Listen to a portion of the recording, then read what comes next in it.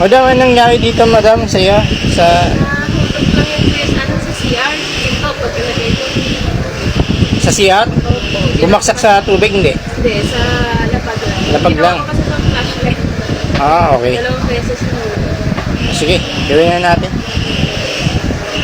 So na, may tanggap tayong Realme C25Y. So ito siya. Ayan. 2 beses na bumaksak. Sabi na may-ari.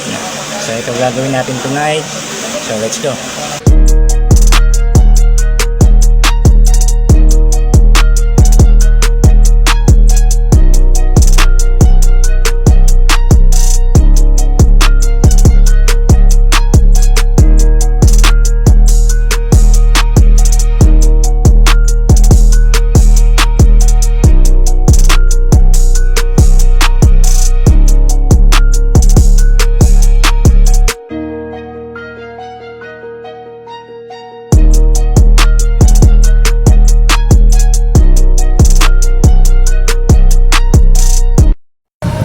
So, ito na yung cellphone ni Madam, no? Okay na siya.